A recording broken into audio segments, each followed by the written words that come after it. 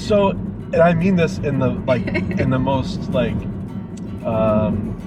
positive, complimentary way when I say this.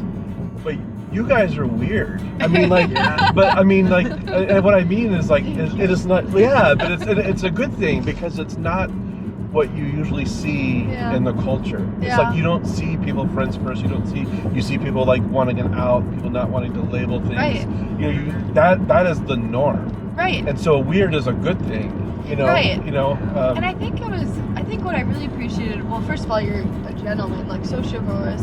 But one of the first things I loved about you was that, and I don't think this is always common, it's you cared about me being happy. One of the other guys I had been with, you were oh, he buys her flowers. I'm so glad she has that. You were really genuinely happy for me in this other relationship and super supportive. You never had ulterior motives, I'm going to try and break them up so I can be with her or something like that. That went both ways too, because I was with someone different, and then you were just the timing was each time one of us was single, the other one wasn't. Right. And it was just I'm genuinely happy for you. I have no qualms with it was this. honestly never even for me for a long time. It was never a thought of oh, I could be with Kayla because either she was in a relationship or I was, and I was happy for her when there was good things about her relationship. She was happy for me. Right. Yeah. And then eventually it was I wonder why she was the only one of the only people besides my mom that I would call when I was with Net Ministries and had zero free time. Right. Yeah. Right. Yeah. No, it makes sense. It's it's all right in front of you. There's some value to this, just the friendship that we had. Right. The connection that we had. Right. But you're right, it is such a different thing.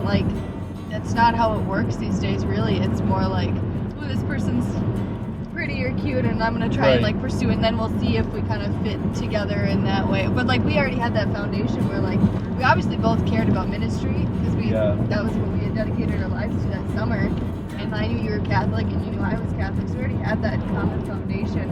Otherwise, honestly, some of the other relationships I'd been in, I was didn't have that didn't work. So obviously that's something that is an absolute must, so important. So you kind of had to practice it being weird in a way. I mean, and I almost mean that all positive. It doesn't. I mean, some people oh, I can never do that. I see people really holy and they're doing this and they're doing this. Gosh, I could never do that. But I'm they didn't just arrive at that. They worked to get to that. And sometimes I forget that too. You gotta work to get to that. And you both went through relationships where this just isn't it. Oh gosh, What's it? How do we get to that point? What is it? Right. And I think it's so hard because nowadays I think a lot of people settle because they think that they can't get to that. I remember being 22 and I was kind of at that point where I was well, I'm just gonna have to settle and I'm gonna have to compromise on something. When actually you really don't have to. Absolutely do not have to. Yeah, I think that was a big part of my journey out of high school was I don't know, I didn't have tons of super close friends in high school, especially not very many faithful friends for sure. And then right after high school I started working at camp and I was oh wow, there's actually people faithful people. They're kind, they're fun to be around. They're not just weird either. Weird in a bad way. Right, in a good way. Weird. But I was oh wow, this is good true friendship. And then I was with Net Ministries and I was with the same 10 people for a long time. Yeah. Even just the training portion too though, it's oh wow, I'm just surrounded by holy people who actually care about their faith, care about and they're out other there. people having faith. They are They exist, and I don't have to just be uncomfortable around some of the friends that I've had for forever. Right. Because we don't share the same values or right.